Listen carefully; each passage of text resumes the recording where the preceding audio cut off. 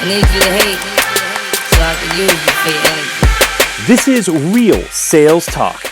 Real sales advice from real sales practitioners. Giving you tips on how to dominate your sales quota are your co-hosts, Sean Mitchell and Phill Keene. We don't have a process for referrals at most companies. I go into a company, I say, what's your referral process? They have no, well, what do you mean? I think that goes back to the premise of why do salespeople suck at prospecting? I mean, number one reason why they suck at prospecting is they don't actually do it. If you are successful and nobody knows, in 2016, 20, 2025, you're not successful. You ever want to find out what's going on in the company? Get in the car and spend a day with the top 3 salespeople. You'll find out in 5 minutes. Because you can't be a trusted advisor without 2 things, trust and advice. I mean, you need both of them. What's going on, Real Sales Talk family? It's season 4, episode 5. And boy, do we have a good one today. We're going to be talking about leadership. And we've got my friend, Kelly Riggs, on the line. He is a business leadership sales coach who runs his own consulting business. And Kelly, I'm trying to think. I think I got connected with you through Nancy Nardin. Does that sound about right? Yeah, absolutely right. And we had some connections prior to this one and shared some ideas. So yeah, it's been a good deal. Awesome. Well, we're looking forward to getting your specific insight on something that you actually wrote a blog post about on bizlockerroom.com, your website, which is the #1 indicator of an ineffective leader. And I think we should just go ahead and dive into this particular topic, which is what is that one indicator? And then we can kind of build that out from there. And maybe a couple of angles that we can take from this is the person who's actually in a formal managerial role, as well as the leader who doesn't yet have a formal management position, but still can be a leader. So let's dive in, Kelly. What is that #1 indicator of an ineffective leader in your opinion? Well, the challenge becomes, and it's very evident in sales because we typically promote our top sales producer to sales manager. I mean, it really feels uncomfortable to do otherwise. You know, if we take somebody who's middle of the pack or whatever, and suddenly he or she is responsible for all the high producers, there can be an ego clash there. There can be a lot of issues going on. So what happens is we promote that top person to a leadership role. And you have to think about the dynamics that are going on there. Why did I get promoted in the first place? I'm really good at what I do. I've been a superstar. Everybody knows it. So as a sales leader or manager, more appropriately probably sales manager than leader at that point, yeah, I become somebody who makes all the decisions, solves all the problems, fixes everything. And what I do is I find myself interjecting myself into just about everything. And why wouldn't I, Sean? Because you promoted me for that, right? So I'm the guy that gets to make all of those crucial decisions, solve the problems, and you come to me with an idea and I'm going to take it apart and tell you what we really should be doing. And it really breaks down a lot of the necessary components of being effective as a team leader. So I've seen this happen a few times where maybe someone who didn't have the adequate or necessary level of respect of their peers get promoted, and how controversial that can be because there's just not that level of trust established because of performance. Maybe the performance wasn't as great as one of the top performers.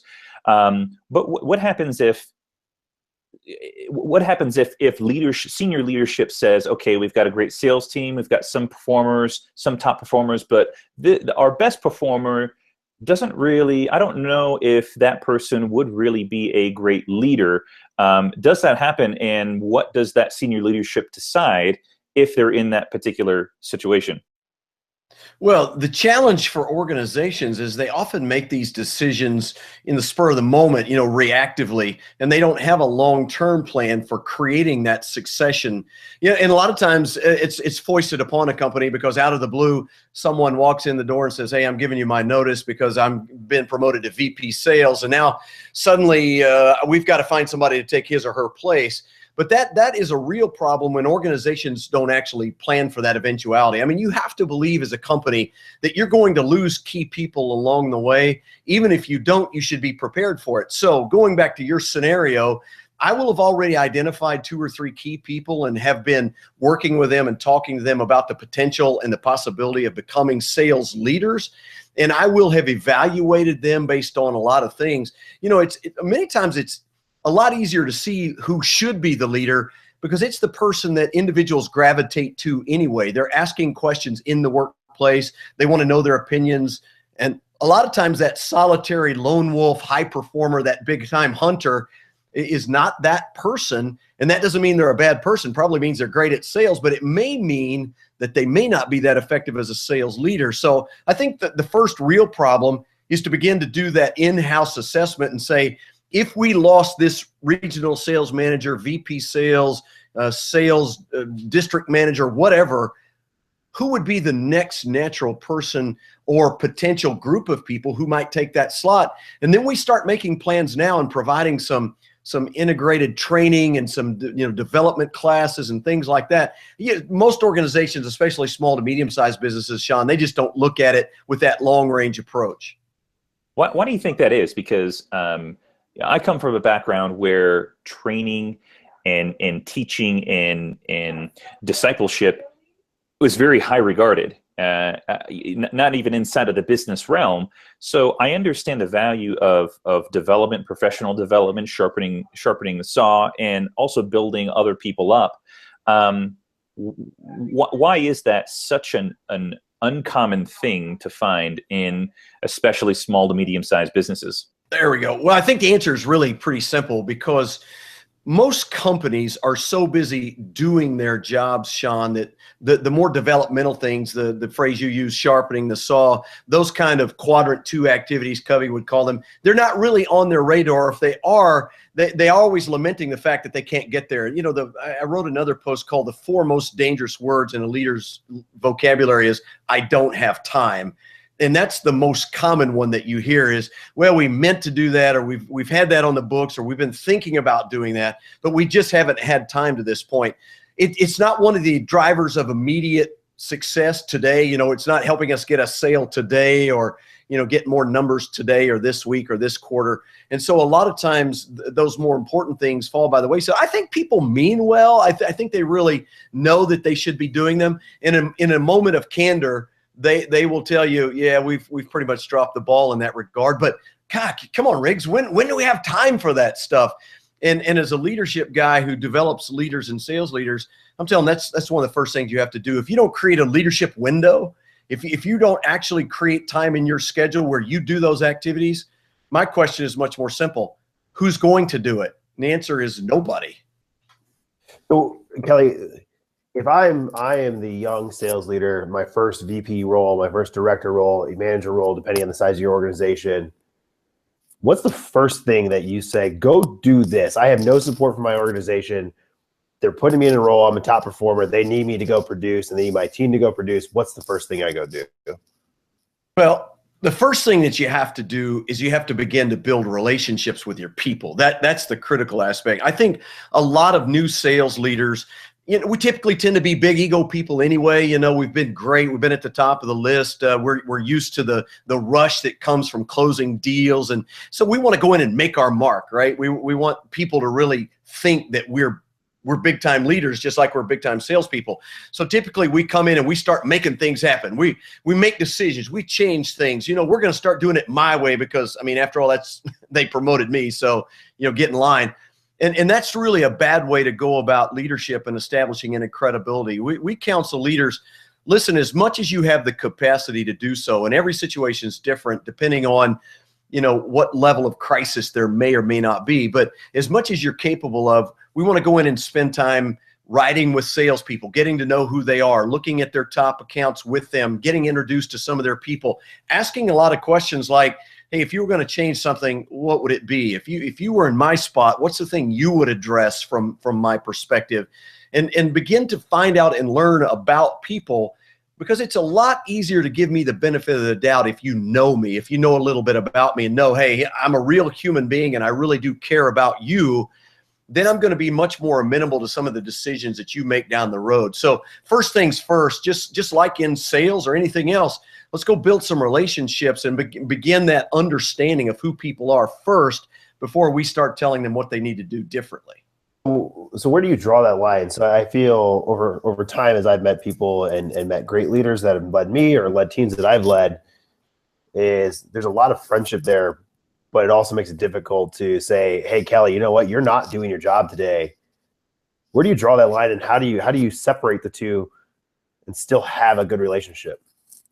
Well, I mean, boy, you've opened up a big can of worms in a hurry, and good for you, because I think the challenge there again is a systemic one. It's a long-term problem. What we want to do is look at somebody's activity or results and say, you know, you're not getting the job done.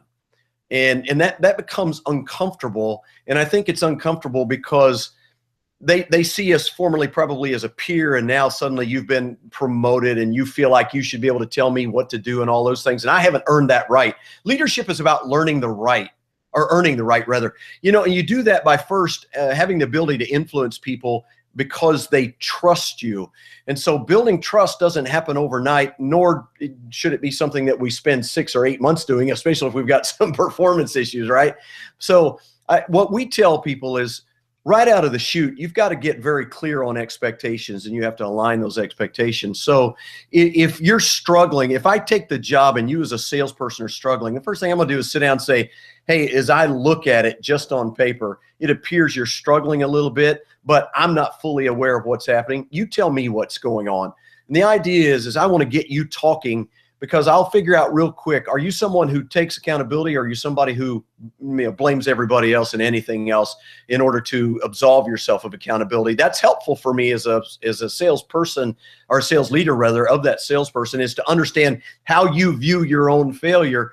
If you tend to blame and throw mistakes out the window as not your fault, it happened to me, I suspect, long term, you're probably not going to work out very well. But I'm going to start the conversations early. Tell me what's going on in your world. As I look at your plan, you're only 88% of plan, and it doesn't look like you're going to get to 100. What's on your mind? What's happening? What can we do differently today? How do we start to move the needle? And more importantly, what do you need from me? How can I help you? I'm going to set the tone very early that there's absolutely nothing I won't do to help you succeed. But my success is your success, rather, is not up to me. I just won't be the reason you fail. So if you need ride with support, if you need help in the field, if you need training, I'm your guy.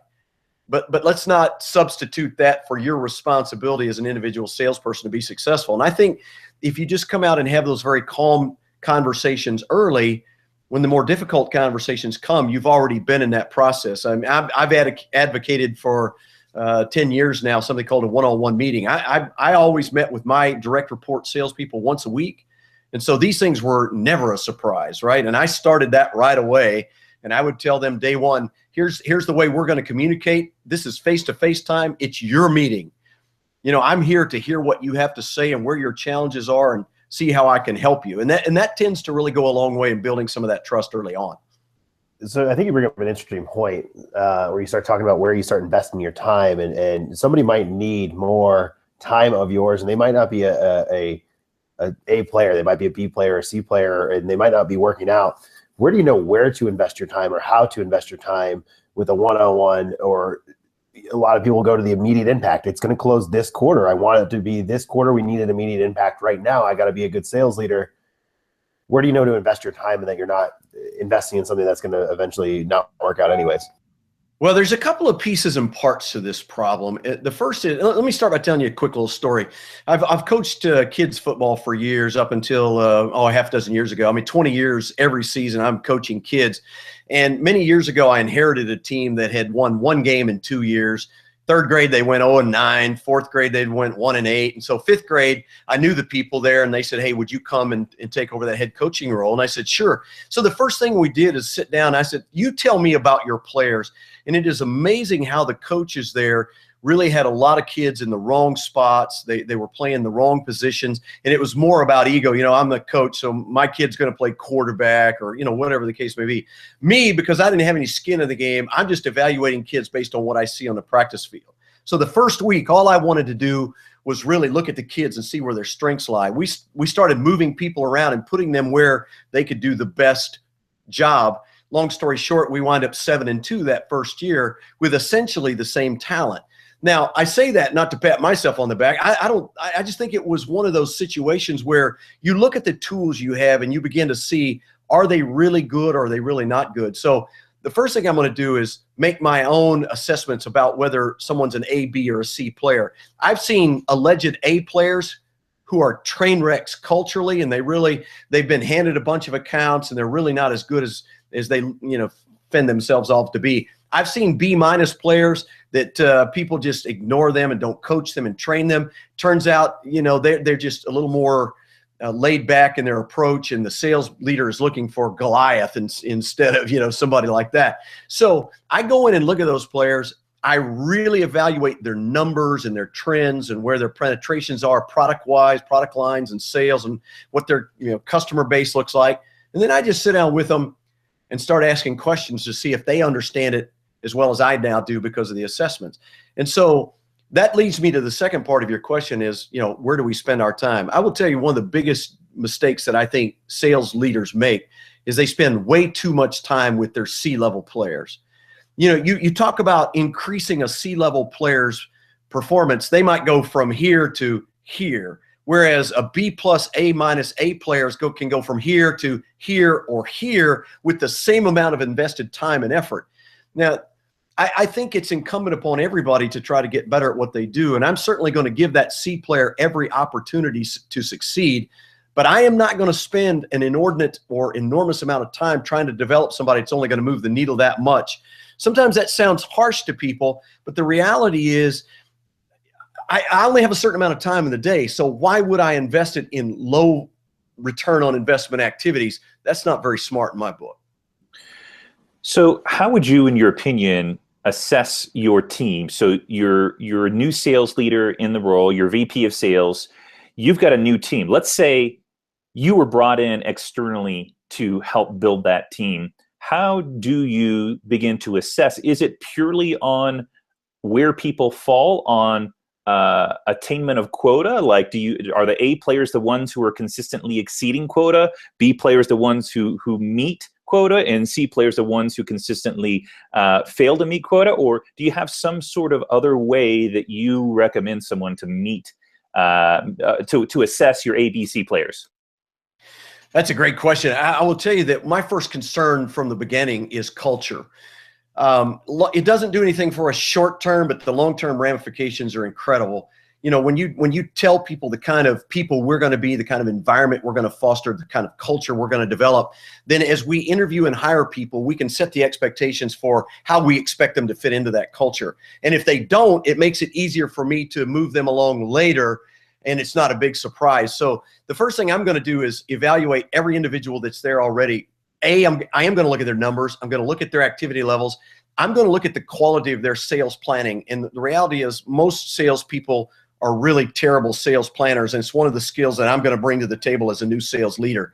But I'm going to go from there, and I'm going to interview each of them one-on-one. I'm going to ask them about their thoughts and opinions and how they feel about our product line and our marketing and every other thing in the world. And all I'm trying to do is to get them to talk to me, Sean, because I want them to reveal who they are. If they're upbeat, positive, enthusiastic, can-do kind of people, then we can do things with them, right?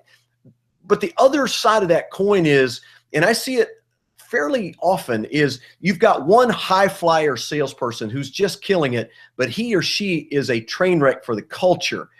People don't like them. They stay away from them. They blow up the back office. They blow up, the operations, but nobody will touch them because their sales are so good. And it sounds terrible to get rid of a top salesperson, but the challenge I have is I can't get any other players on the team to join them, and it becomes a toxic environment. So if I have to, over the course of time, I'm going to ask them to rearrange and realign what they're doing to meet our culture. I mean, I love people who want to kill it, but you can't kill it at the expense of the rest of the organization because I can't build a team that way. So to answer your question, I mean, there is a multi-pronged assessment that's going on there. Cultural fit, kind of people we are, how you fit in with the other people in terms of team play, and do you support and teach and train and coach? your salespeople, and then also obviously results are a big part of that equation. But I can't just look at those, in my opinion, in a vacuum, because I think that'll lead you down the wrong path. We've had the good fortune of having Mike Weinberg on Real Sales Talk a season or two ago, and one of the things that he is a big proponent of, and I'm curious to get your feedback or your take on how you would approach this, which is he's a big proponent of having sales reps develop a strategy, an individual sales rep strategy for the year, the quarter, so that the leader can help keep the sales rep accountable to those things that sales rep or sales reps want to attain. What's your thought on that? And do you have your own sort of take on how you keep sales reps accountable? Well, Mike Weinberg first is a friend of mine. I'm in Tulsa, and he's up the road in St. Louis, and he's written a couple of fantastic books. And it's amazing how very similar our thought processes are. And we didn't know each other, up until a few years ago. And he's written a couple of phenomenal books that I recommend to even people that I train. I try to expose him to a lot of different ideas. And Mike is one of the true superstars in the sales profession. I have always said, going back over 2 decades of training and coaching salespeople, that there are 3 levels of managers. There's the manager that tries to manage results. All of his or her decisions and management feedback is based on looking at results. You didn't hit your number for the week, the quarter, whatever the case may be. To me, that's the lowest level of amateur sales leadership there is.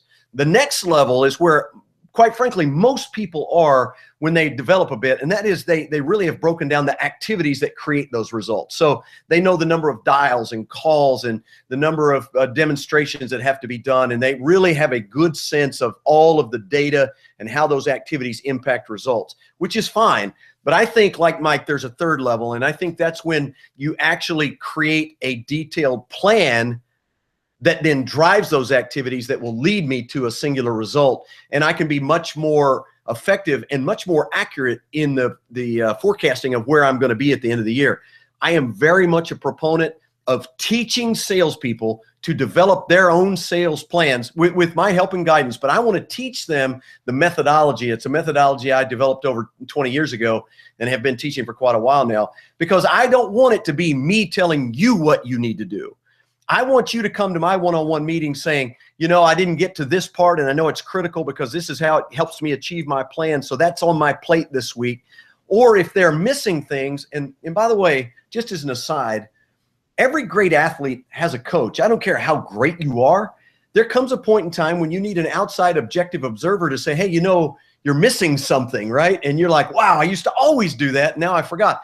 And I think when I'm asking you to create your own plan, and I'm sort of that overseer and coach, I can say, hey, one of the great parts of your plan was this. How is that going? And you go, oh my goodness, how did I forget that? Or I didn't have time, or I didn't make time, or I didn't get there. That enables me to really create the highest level of accountability. If you want to create accountability, you create very clear expectations for performance. You create a plan to produce that performance, and then you review that plan consistently. And that way, when we're failing, we actually can figure out why we're failing.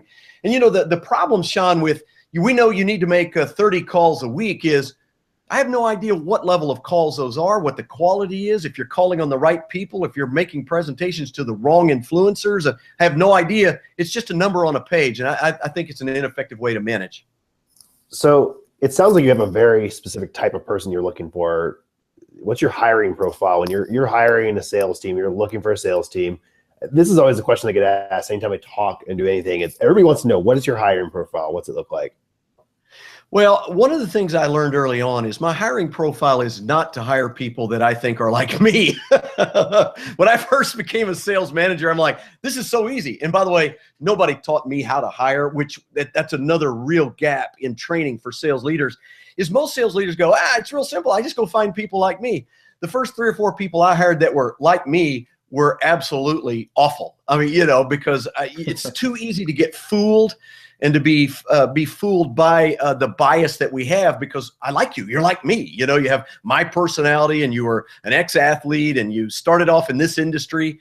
And so we wind up, hiring the wrong people. What I'm looking for is people who can demonstrate the ability to learn and the ability, and that they have succeeded in the past at some level doing the things that are critical. Like guys like Mark Roberge and Mike Weinberg and some of these guys, what I'm looking for is people who have great positivity, who have great drive, and who can demonstrate the willingness to be learners. People that you can't teach, in my view, typically you're not going to be very successful with them, because when they are failing or struggling, their ego gets in the way. I'm looking for people to say, hey, I'm struggling and I know that you can help me, teach me how to do this. I'm also looking for people, probably the fourth big pillar is people with what I would call discipline. I mean, years and years ago, I was always looking for people who were passionate and disciplined, right? They had a great desire to win, and they had a great discipline towards the habits that would help them win.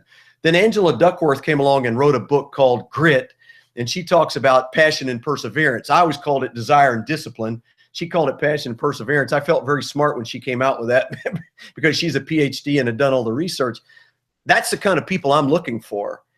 Lots of people want to be successful, and everybody wants to make more money. Many times when I speak, or I'm working with a new group of a new sales team, I'll ask them, hey, how many of you want to make more money? And of course, every hand in the house goes up. But then I said, well, here's a more important question. How many of you are willing to do exactly what it takes to make more money? Legally, ethically, morally, how many of you are willing to do what it takes? You'd be shocked. Everybody leaves their hands up. And I say, listen, here's what I can tell you right now, statistically, because there's 50 people in the room, most of you are not telling the truth. You know how I know that? 53% of people, according to the CSO Insights, don't hit their quota. Most people think it's higher than that. And you see the enormous amount of turnover in sales. If people were willing to do what it takes to be successful, our failure rate would not be that high. To me, it's a systemic failure because we don't bring people in and actually train them and prepare them. And I think part of that is we get fooled in the hiring process. To go back to your question, we're not looking for the right things. And first off, I want to look for somebody who hates to lose and is willing to practice and work and train and learn in order to get better at what they're doing. I think those things are critical. Talk about, because I know you're a big sports guy and you find a lot of insight and motivation from that.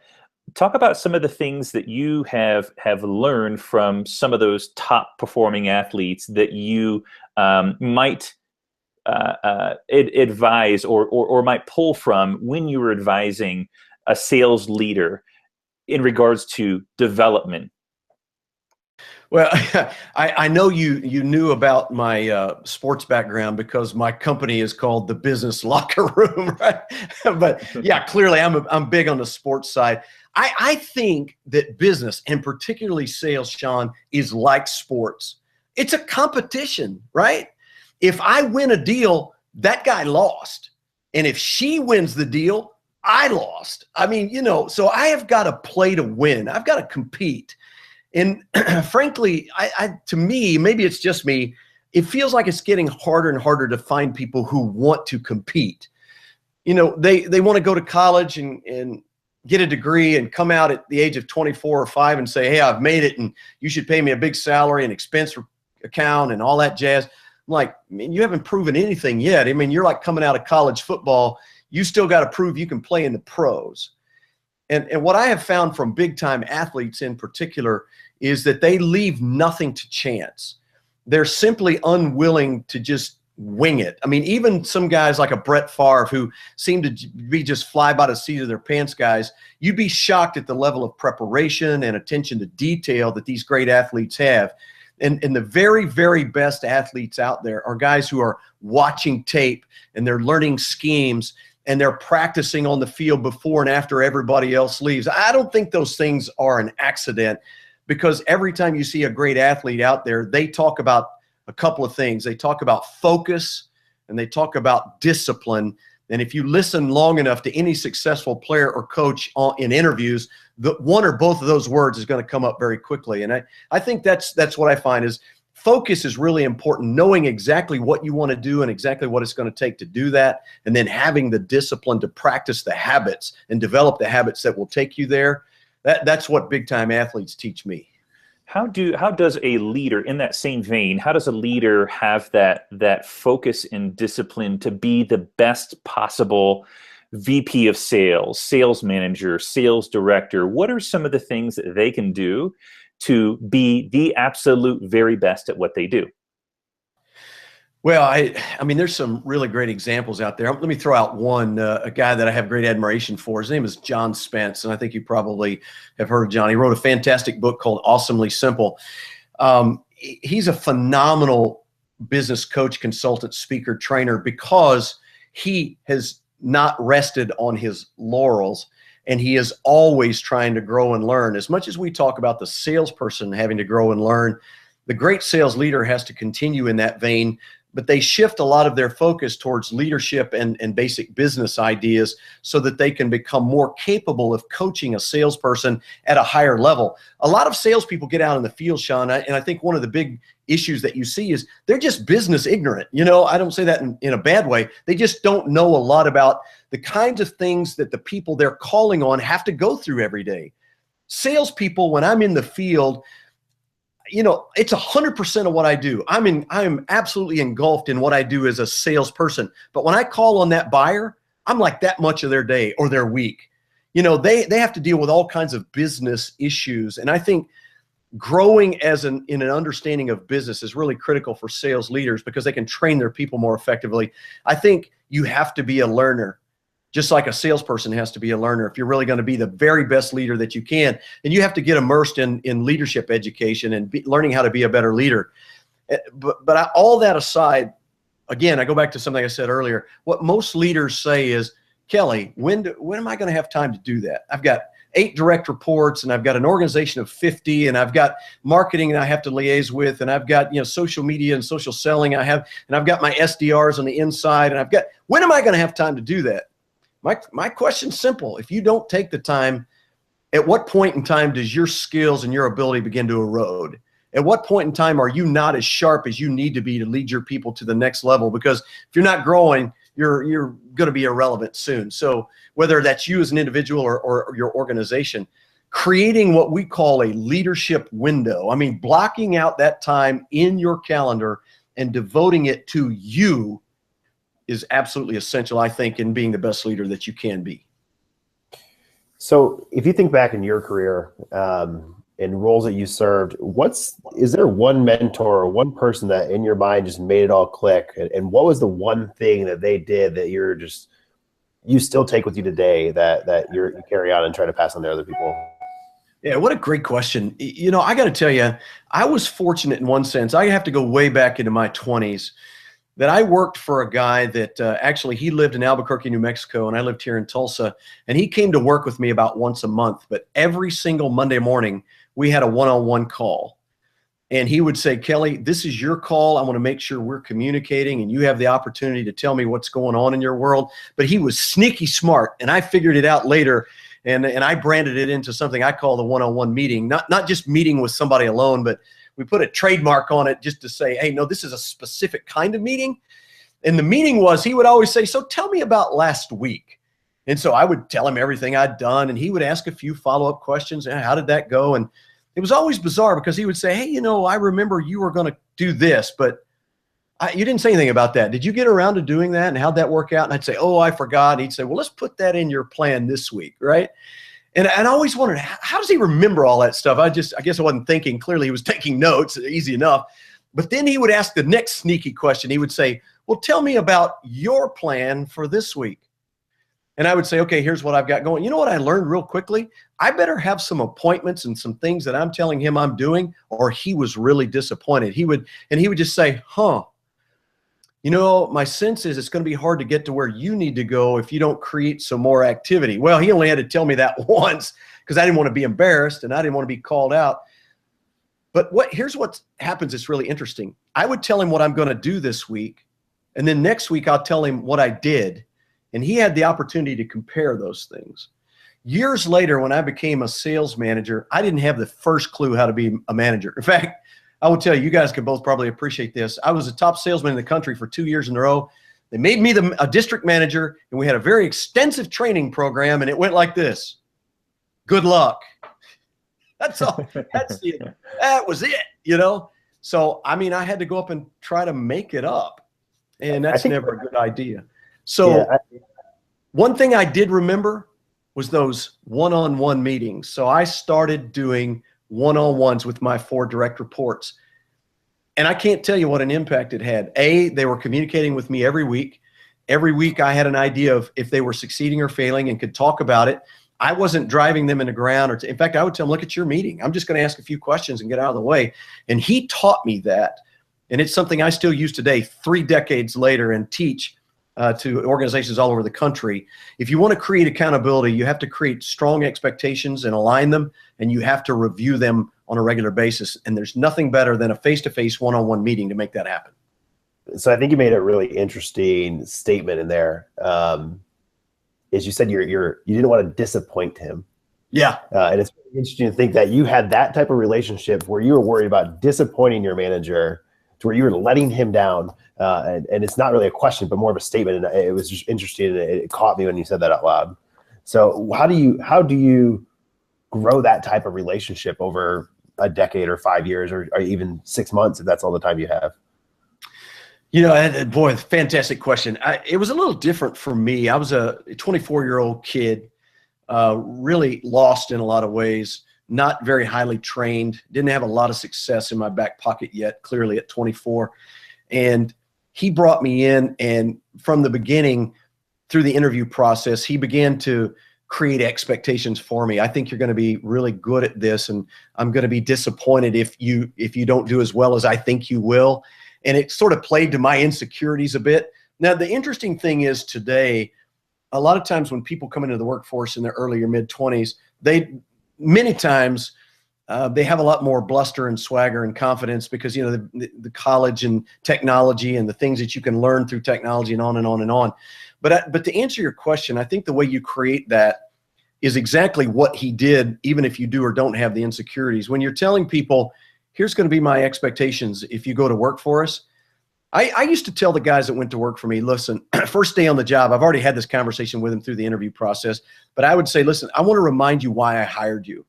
I hired you because I think you're freaking great. I think you're going to be a superstar for us, and I'd really be disappointed if you weren't.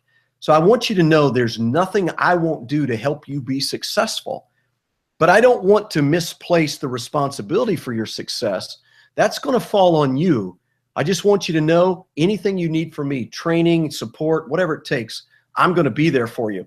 And I think if you're consistently setting those expectations and saying it like that, and you build that relationship through those weekly one-on-one conversations, which can get into, you know, private discussion and what's going on in your life and your world. I'll never forget, Tom was his name. He would call and he would always start every conversation was, hey, tell me about your weekend. Tell me something fun you did this past weekend, right? He was trying to develop some social awareness of me and an understanding as an individual. And you'd put that and take it along with that, hey, you're going to really disappoint me if you're not successful. Most people are going to really try to live up to that expectation, I think. I want to go back to that statement where your boss would ask you I might want you to clarify on how it was phrased, because I really like this. How did last week go? Was the Right. first question that he asked, and then what are you going to do next week? Is that how you phrase it? Did he ask you how did last week go? It can vary, Sean. You know, in the book that I wrote in 2008 called One-on-One Management, we outline this process in some detail. And it's called review and then preview, right? So we want to review last week, and it can come. I will tell you, most guys get conditioned by it. They come in and sit down and they say, okay, let me tell you about last week, because they already, you know, they've done it enough times. But, you know, I would say, listen, as we start new ones, I would say, hey, every week I just want to sit down and see how things are going with you. So I'm going to ask you about what has happened in your world in the previous week, and then I just want to kind of find out what you've got on the books and ready to go for this week. So let's start there now. Tell me about last week. Give me the high points. What really stood out to you? And after you've done that 2 or 3 times, they're gonna kind of get the idea. You want to know what I did last week, right? And then when they're done with that, I'll say, cool. So what's on the books for you this week? What are your plans and priorities? And these are really the 2 key words that we use. What are your plans and priorities for this week? Your plans and priorities. Now, remember, this works really well because my guys have had to create a sales plan to begin with. So I'm looking at their key and target accounts. I'm looking at their action plans. I have a sense of what's going on in their world. So if they start telling me about a bunch of stuff they're going to do, and I don't see it in their plans, guess what I'm asking them, right? Hey, I'm not sure why you're doing those things. I'm sure you have a great idea. It just wasn't in your plan when we started. Tell me what you're thinking, right? And so I'm always that sort of accountability backstop that if they're going in a new direction, that's great. You need to justify it. If you start getting off path, I'm there to be that bumper. So to say, whoa, that's not what we decided was going to take you to your number. You got to have a good reason for making a change. Let's talk about that. What I really love about having the sales rep make the plan is that it gives them some guidance. If you're not there, or if you're traveling on a business trip, meeting with a potential business development opportunity, they've always got something that they can go back to, and then Absolutely. You've got something that you can keep them accountable on when you have those one-on-one meetings. And like you're saying, when you're asking them about, what happened last week, or how did last week go, you're looking to see if what they did aligns with what their strategy is, what they've told you their strategy and goals are for that month, quarter, year. Yes, absolutely right. But to throw a little cold water on that whole deal, let me tell you, with no degree of uncertainty whatsoever, the vast majority of salespeople, and I mean way up in the mid-90s somewhere, are not good planners, and they really don't know how. As crazy as that sounds, the thing about it is planning is just not sexy. I mean, it's like, hey, let's go spend 2 hours planning. Like, really? No, let's go out and play. It reminds me of my youngest son. We would go out to practice, and he's like, Dad, I want to practice. I want to play. Let's play. And I'm like, well, you don't get better unless you practice. And he's like, I'd just rather play. Well, salespeople are like that. They want to be out making calls, and they want to learn the latest closing techniques, and they want to be reading, the book from Mike Weinberg that teaches them some magic bullet that makes them better, right? Which I'm totally fine with that. But one of the things we learned a long time ago from Neil Rackham is that great salespeople, one of the hallmarks of great salespeople is they are great planners. And the reason for that is when you have a plan, when you don't arrive at your destination, you can go back and figure out which wrong turn you took. Well, people who don't have a plan, they're left to speculate. They don't have any idea. Well, most salespeople would rather, stick themselves in the eye with a pencil than actually spend some time planning. And the reality is, what many of them, and I know this from experience, what many of them call a plan is not a plan. I've seen guys submit their revenue projections and say, here's my plan. I said, well, that's not a plan. They're like, yeah, that's my plan. I'm going to do $1 million and I've got it broken down. But no. Those are your goals, or those are your revenue objectives. A goal is not a plan. An objective is not a plan. I had a guy tell me recently, I asked a group, I said, well, what is a plan? He goes, well, a roadmap is a plan. I said, no, it's not. He said, yeah, it is. I said, no. Tell me, you want to go somewhere on the roadmap. Isn't there like 100 ways to get there? What's your plan to get there? You can't just pull out a roadmap and say, here's my plan. It's like pulling out your product catalog and saying, here's my plan, right? It makes absolutely no sense. So until people even get on the same page with understanding that a plan is a predetermined set of steps that will take me inevitably to a certain objective, so I need to determine what those steps look like, you won't even get a plan. You'll get everything but a plan, actually. So do you have any resources out there that you've built or that somebody else has put out there for sales planning that we can point our audience to? Well, yeah, the answer to that is yes. I mean, it's part of the ongoing training that we do. It's called a SMART plan. Oddly enough, going way back into my early 30s, it was called, believe it or not, it was called an SMES planner, SMESS. There are 5 steps in the plan, and oddly enough, it's based on a military planning model that I happened to stumble upon as a young guy in a lot of the reading that I was doing. But a SMART plan is a 5-step plan. I use it in every aspect of planning that I do, whether it's for an individual sales guy, all the way up to I do a tremendous amount of strategic planning for companies, and we use it as a construct for that as well. So you can use it at a macro level and a micro level, and it is available through me, and I'm happy to help people find that and learn what the pieces and parts are. Cool. Well, Kelly, you crushed it today. Thanks so much. Thanks. I love it because I can tell you're clearly an expert at the leadership side and the development side, and so it's been really great to connect with you on this level. And can you just talk a little bit about, as we close up here, if people like what you're hearing, what they're hearing from you, how can they connect with you, and how can they, more importantly, how can they hire you if they like some of the stuff that you're talking about? Well, thank you very much for the exposure. I really do appreciate that. Obviously, bizlockerroom.com is the corporate website, and you can find out about all the things that we do there. And you can read, the articles that I write and get a flavor of the philosophy and approach that I use. There are a lot of great guys out there that do what I do, and what really differentiates a lot of them is it's more about personality and approach. The basic fundamental principles of selling and leadership are fairly consistently solid. I think what I do differently than a lot of people is I blend leadership and sales probably more than just the pure sales trainer. And also I put an enormous amount of emphasis on the leader's ability to create a plan to achieve a specific objective or reach a destination. And you can find that there. If you find me on LinkedIn, certainly it's easy to find me on LinkedIn. I do a lot of publishing there as well. So more publishing there. Follow me on Twitter @KellyRiggs. And I tell you, Sean, one of the interesting things that I've begun doing in the past 6 months is I'm working together with my son, a 30-year-old millennial who absolutely crushes it in the consulting space. He's in transformation management. And we're working together on a idea called Counter Mentors. And you can find that, by the way, at countermentors.com. He and I do a live video podcast. And we've got a book that will come out a year from now, January of 2018, that's going to be published by Hachette, about the changes, the dramatic changes that need to take place in leadership in order to leverage the incredible amount of talent that's coming into the workplace, is in the workplace, in the form of both millennials and Gen Z. Most boomer managers, old guys like me, they're blowing it.